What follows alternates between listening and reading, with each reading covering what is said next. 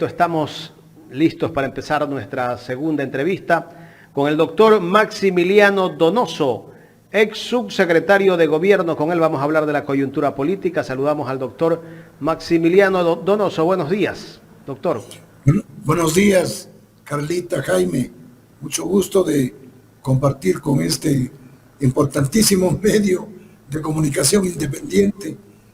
Siempre me da gusto el poder conversar acá con ustedes. Estoy a las órdenes, Jaime y Cari.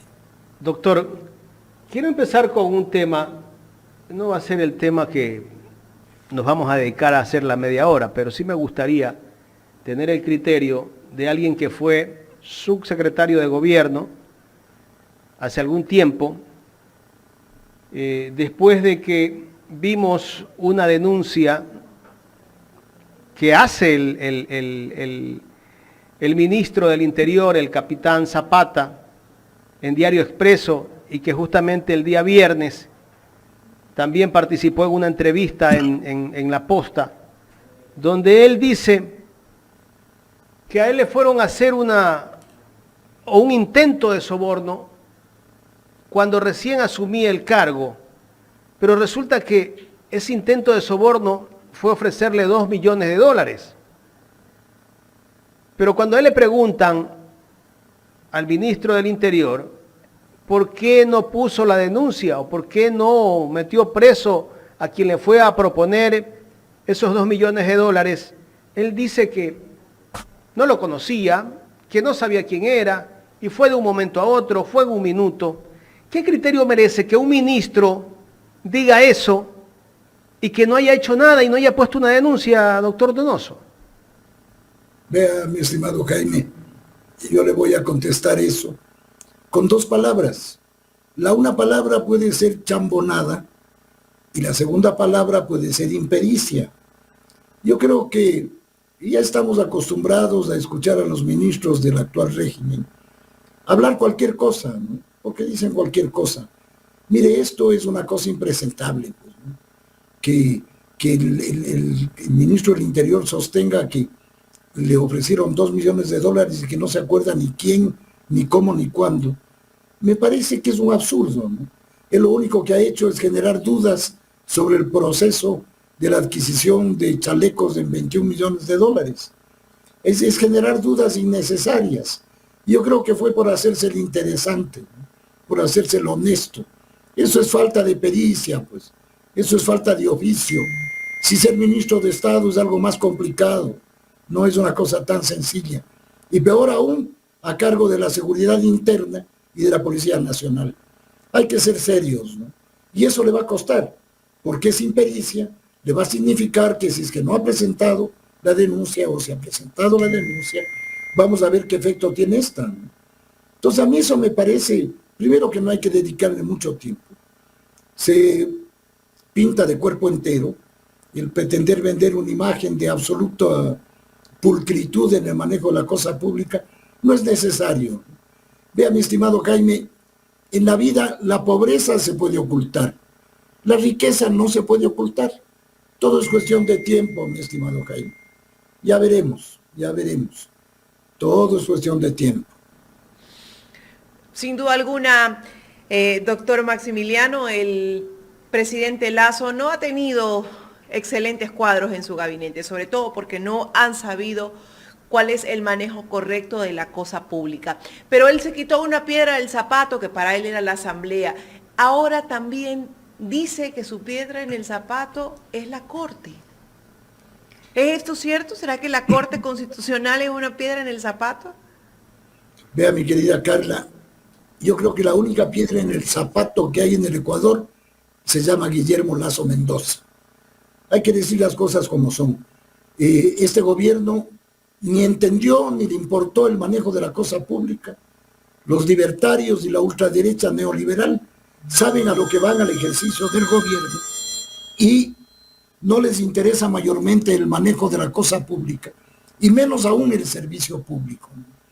Es evidente que el presidente Lasso disolvió la Asamblea porque estaba al borde de ser desenjuiciado y destituido de la función de presidente de la República.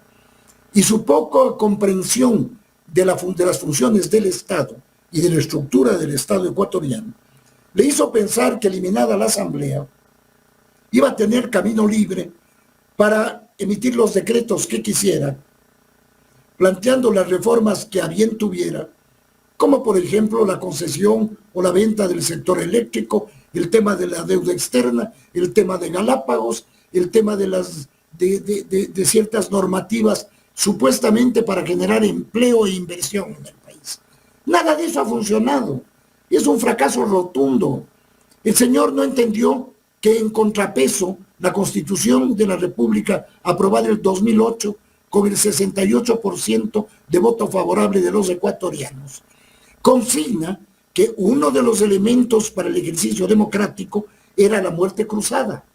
Pero evidentemente la Constitución, que fue construida entendiendo la estructura del Estado, no le iba a dejar al pueblo ecuatoriano indefenso, indemne, sin que exista un contrapeso que le regule al Ejecutivo.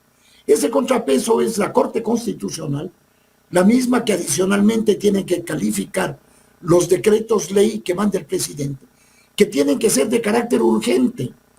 Y claro, ese carácter de urgente también es responsabilidad de calificación de la Corte Constitucional. No es que la Corte solamente ve el envoltorio del decreto, tiene que ver el contenido y el objetivo del decreto.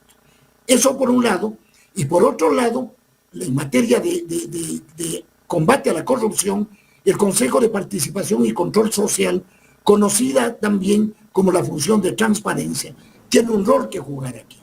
De modo que no era cuestión de salir, eliminar la Asamblea y jugar a la libre. Claro, siempre el señor Lasso encontrará pretextos para culpar a terceros su absoluta ineficiencia y su absoluto interés de resolver el problema personal y el problema de su equipo de gente y de la élite que le acompaña. Sin duda alguna que sí. ¿Qué es lo, digamos que mucho o poco que puede hacer el presidente en estos momentos? O más bien, no que puede, que debería hacer, doctor Donoso.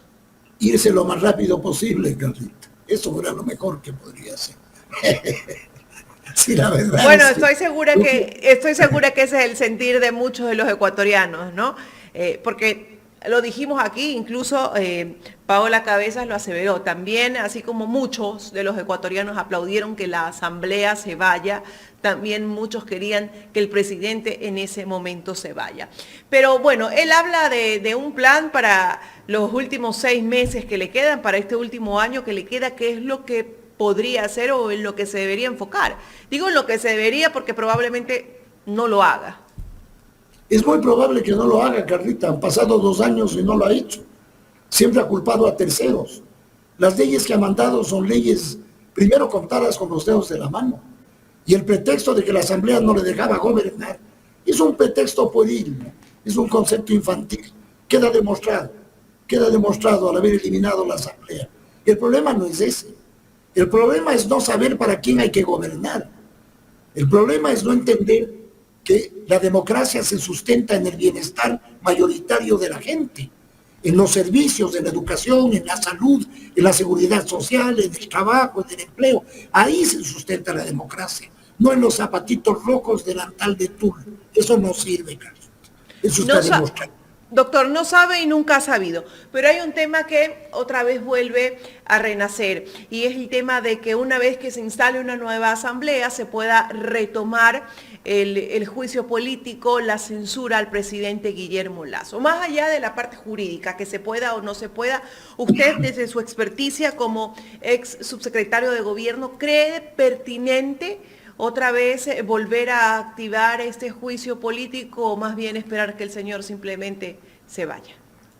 Vea, primero que eso está en manos de quienes plantearon el juicio político. Y es evidente que el juicio político no concluyó porque el presidente se vio arrinconado y tomó la decisión de disolver la Asamblea. Evidentemente con un recurso legal y legítimo, constitucional. Pero yo no veo por qué no puede reactivarse.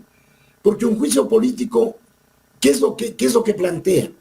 Plantea la sanción a un funcionario público, cualquiera que ésta sea, incluido el presidente, que hayan incumplido con todas las obligaciones, que no hayan sabido gobernar, que no hayan respetado inclusive la ejecución en los diversos ámbitos de la economía, ¿no es cierto? En salud, en educación, en infraestructura, en inversión social, etcétera. Todos esos incumplimientos inducen a pensar que ha habido una muy mala aplicación política en el ejercicio de un gobierno.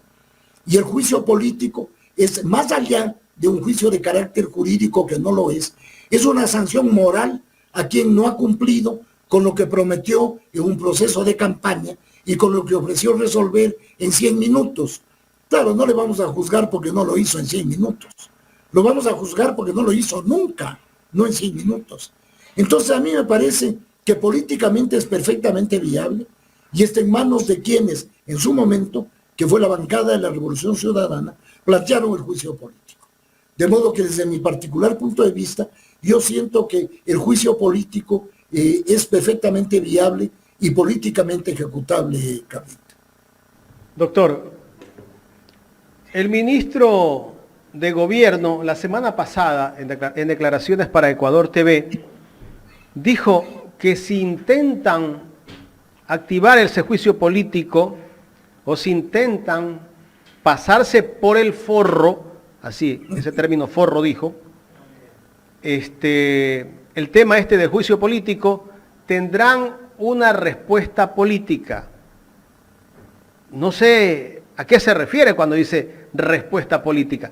¿Qué será? ¿Que van a intentar disolver nuevamente la Asamblea? No, eso es imposible, pues, Jaime. Eso es imposible. Mire, el ministro de Gobierno, el ministro Cucalón, que tiene intervenciones inteligentes, pero más que inteligentes, antisonantes. Tiene que salir, tiene que decir eso, pues ¿qué más va a decir, don Jaime? No va a decir que le parece bien que le sigan juicio a su jefe. Que no le queda otra. No le queda otra que hacer el papel de salir a decir que tendrán una respuesta política.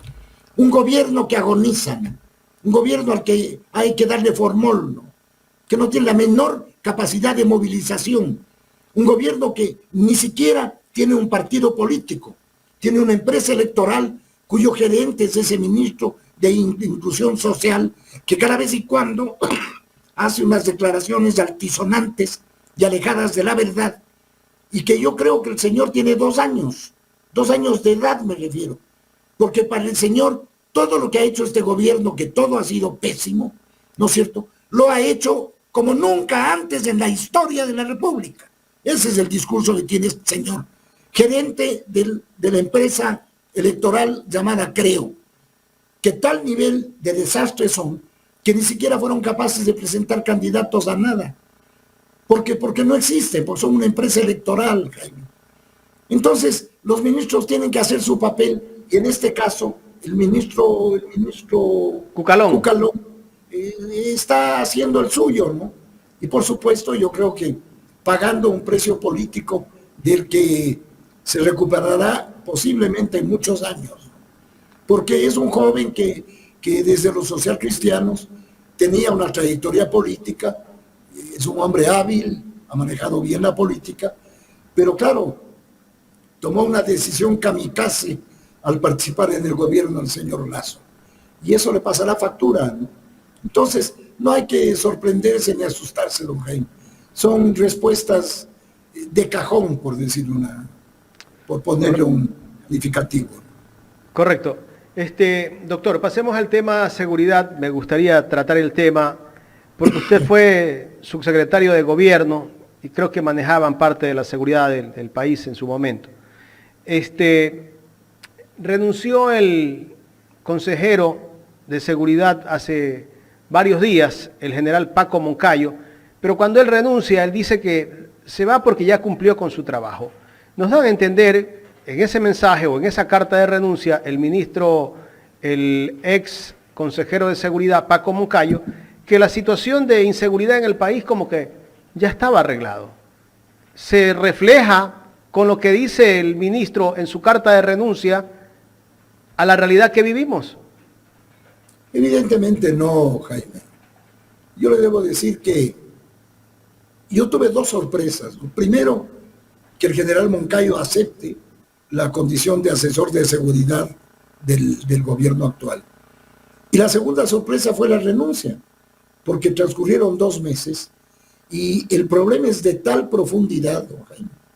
El problema de la inseguridad en el Ecuador es un problema multidimensional que tiene que tener tratamientos con varias aristas de manera simultánea, en varios frentes, en acciones de corto, mediano y largo plazo, que sean efectivas y reales. Seguimos viendo cómo las calles del país se llenan de sangre, seguimos viendo masacres en la zona 8 en Guayaquil, en Esmeraldas, en El Oro, en la costa, en distintas ciudades del país, donde matan de 10 en 10 a las gentes. Entonces, ¿de qué estamos hablando, Jaime? Está desmontada la estructura de seguridad, y yo vuelvo a repetir lo que ya resulta obsesivo en mi caso. Hay que reconstruir la institucionalidad, hay que empezar por eso, y la institucionalidad hay que reconstruirla a la luz de la Constitución del 2008, no hay que perderse, no hay que hacer experimentos, hay que estructurar como estuvo concebida la estructura de la seguridad en su más amplio sentido. La seguridad no solamente es defender la vida de la gente, es evitar que hayan desastres naturales, es lograr que haya seguridad alimentaria, es lograr que haya empleo para que haya mejores condiciones de vida, es inversión social en la infraestructura pública. Ya se nos viene el niño, don Jaime, ya estamos viendo los efectos. Guayaquil anteayer estaba absolutamente inundada. Entonces hay muchísimo que hacer, y en materia de seguridad hay que empezar por reconstruir, hay que empezar por reorganizar las estructuras de seguridad, que ese es un tema complejo, delicado, pero urgente, ¿no es cierto? Hay que equipar a los aparatos de seguridad, pero hacerlo con transparencia y con practicidad. El tema de los chalecos, Jaime, venimos hablando 2 años de los chalecos. Son incapaces de comprar chalecos antibalas, por favor. Entonces, yo creo que nada está hecho. Yo no veo que hayamos resuelto temas el tema además del delito transnacional, el tema del narcotráfico, que hay que encapsularlo y entenderlo en su dimensión, que hay que comprender que a esas estructuras hay que atacarles por la fuente de financiamiento, por los mecanismos que le permiten organizar la logística, moverse en el país. Hay que entender que el Ecuador es una plataforma de exportación de cocaína proveniente de Colombia y probablemente el Perú, más de Colombia, en enormes cantidades. Entonces hay mucho que hacer. Acuérdese usted, don Jaime, de la famosa oferta de poner escáneres en la aduana. Recién parece que en octubre van a poner los escáneres. ¿De quién era responsabilidad de eso? ¿Qué pasó con el radar que le trasladaron a Manabí, que se dañó a los 3 días de estar ahí y que nadie vio, ni supo, ni sabe qué es lo que pasó? Fuente Ovejuna, señor. Nadie sabe lo que pasó. Entonces, perdóneme que le diga, yo creo que estamos en pañales, y yo no le resto mérito al esfuerzo que hace la Policía Nacional, con todas las limitaciones enormes que tiene para enfrentar el delito en todas sus formas, pero hay mucho por hacer, y eso tiene que organizarse desde arriba, eso tiene que organizarse adecuadamente. Hay que depurar a las instituciones, y hay que estructurar un programa de cortísimo plazo, es decir, en el sentido de respuestas inmediatas en las mejores condiciones, de mediano plazo y de largo plazo, en materia de lograr la institucionalidad, que ésta sea restituida en el país. Ese es mi criterio, Jaime, al respecto. Doctor, hace pocos días el general Víctor Arauz, que ahora ya no está en la policía, dio unas declaraciones justamente a Ecuador en Directo, y en esas declaraciones él menciona que el comandante general de la policía, el general Salinas, sabía el caso de León de Troya y que no dijo nada, que ocultó por mantenerse en el cargo, y también habla de que no hay ministro del Interior en este momento en el país. Justamente voy a poner ese extracto de lo que él dice para después escuchar su comentario. Parte de pero cuando uno conoce y cuando uno conoce y calla, se vuelve cómplice. Sí, ya perfecto, ya, pues, le voy a responder lo que usted quiere escuchar. Sí, para mí sí es cómplice. ¿sí? Porque justamente la responsabilidad son por acciones o omisiones, ¿sí? Y la acción lo convierte en actor y la omisión lo convierte en cómplice, porque si él sabía, ¿por qué no lo denunció? Y se quedó callado. ¿Para qué? Para mantenerse en el cargo. Está clarísimo. Y eso es lo que ha generado un gobierno débil, una policía desmotivada, una policía con una moral sumamente... ¿Usted se ha dado cuenta que en toda esta entrevista ni nos hemos acordado del ministro Zapata? Exacto. ¿Hay ministro del Interior? ¿Hay ministro del Interior? Hay ministro del Interior que condecora al presidente y el presidente lo condecora a él. Yo te condecoro, tú me condecoras. No sé, por favor, Jaime. No sé por qué se condecoran. Ojalá que podamos seguir conversando de estas cosas que... Sigamos unos minutitos más. Con el respeto al ministro Zapata, pero mire lo que nos genera. Una risa hasta cierto punto de decir, Dios mío, ¿qué está pasando? No nos hemos acordado, no hay ministro del Interior, por favor. No hay comandante general de la policía que transmita a su tropa, ¿sí? Liderazgo, seguridad para que puedan actuar. ¿Qué vamos a pedir en los 4 meses que faltan? Este gobierno ya se acabó, Jaime, por favor. Este gobierno ya se acabó y yo pedir que un gobierno que ya está conectado a un respirador, ¿sí? Que está muerto cerebralmente, que ya no existe, me responda, por favor, sería un milagro, ¿no? ¿Qué le parece, doctor, estas declaraciones bastante fuertes? ¿Cómo no? Y vea usted que el general Arauz es un oficial general que conoce su institución, fue un oficial distinguido dentro de la carrera policial, y mire, él tiene mucho mayor razón que usted o yo, que somos civiles, para conocer al interior de la policía lo que ocurre. Y claro, el hecho es sumamente grave, ¿no? El hecho es que no se han concretado aspectos de todo orden. Fíjese usted que el año 22, el Ministerio del Interior ejecutó de su presupuesto el 0,22%, o sea, menos del 1%, Jaime. ¿Cómo usted puede manejar una institución que además tiene 60,000 hombres, que tiene requerimientos logísticos de alimentación, de ubicación, de vivienda, de transporte, de armamento, de equipamiento, etcétera, si no ejecuta un centavo del presupuesto? Pues eso ya es una demostración de una absoluta lenidad, de una absoluta incompetencia, pues, don Jaime. Y déjeme decirle otra cosa. Yo, más que referirme al comandante de la policía, acordémonos del famoso León de Troya. Perdóneme, el famoso León de Troya, que lo conocía perfectamente 8 meses antes el candidato a la presidencia, el inefable Fernando Villavicencio, y que guardó silencio. La diferencia entre el comandante general de la policía es que él es comandante general de la policía y el señor Fernando Villavicencio era el presidente de la Comisión de Fiscalización de la Asamblea Nacional y guardó silencio. Y ahora da clases de lo que va a hacer en el país para resolver la corrupción del que él ha sido su cachiporrero. Entonces, el problema es un problema de una crisis ética nacional, mi estimado Jaime.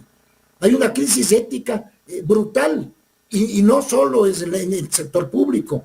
No. Es en el sector privado que es el que motiva la corrupción en el sector público. ¿Quién le habrá pues ofrecido los $2 millones al ministro del Interior? No ha de haber sido de alguna dependencia oficial. Entonces, aquí se doran las píldoras, se generan narrativas falsas y esos son los temas que hay que combatir. La falta de ética y de transparencia en el ejercicio público, mi querido Jaime. Doctor, el ministro dice que no sabe quién, pero lo atendió en su oficina. Y cuando le preguntan, y no se registró cuando entró, dice que no se acuerda. O sea, es una cosa de loco, ¿no? Porque si el ministro, primero para recibir una llamada, el ministro, hay filtros, ¿no? Así es. Y hasta para hacer una entrevista al ministro, hay filtros. Le digo porque nosotros cuando buscamos una entrevista con alguna autoridad, nos toca pasar ciertos filtros, y que no sabe quién es, y que esa persona se ha tomado el nombre de un amigo de él. ¿Y cómo es eso? Siendo el ministro del Interior el encargado de la seguridad del Estado. Claro, esto ya le digo, para mí fue una chambonada del ministro del Interior por vender la idea de que es impoluto y de que, o sea, cometió una chambonada que para ser irónico, le podríamos calificar de impericia, mi estimado Jaime. Doctor, y ahí, ahora que tocó el tema de Villavicencio, Villavicencio ha dicho en una entrevista que se pueden arreglar los problemas de 100 años del país en un día. Casi que está repitiendo el discurso del presidente Guillermo Lasso, que lo decía en 100 minutos, pero acá en un día se arreglan los problemas del Ecuador, que ha tenido durante 100 años. Le voy a poner el video para que después también me dé su comentario.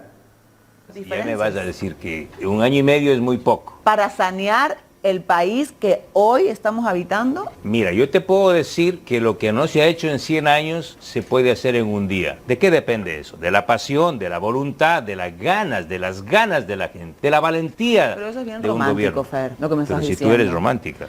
O sea, sí, pero realista. En año y medio, ¿qué voy a hacer? Por eso yo no les vengo a ofrecer mucho. Poquito, pero sustancioso. ¿Qué es lo primero que vas a hacer?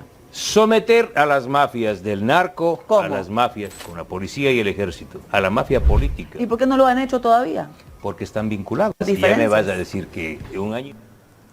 ¿Qué le parece? Que sí lo puede hacer, dice, en un día. Hubiese sido bueno que ese consejo se lo dé a Guillermo Lasso, ¿no? Si él estaba Vale, pues, tan- hubiera sido bueno que ese consejo lo aplique él mismo. Yo quisiera saber los resultados de las famosas investigaciones del señor Villavicencio. Los informes que, dicho por él mismo, cuestan $10,000, ¿no es cierto? En casos como el caso Zinke, por ejemplo, que le va a costar al Estado una indemnización de $11 millones por una falsa denuncia que presentó Villavicencio sobre el caso Zinke de explotación petrolera. Entonces, claro, y ahora sí vienen a dar lecciones de moral, de ética. Mire, esta gente moralista y que reparte, ¿cómo se dice?, escapularios, normalmente está lleno sus armarios de esqueletos, mi estimada Carlita.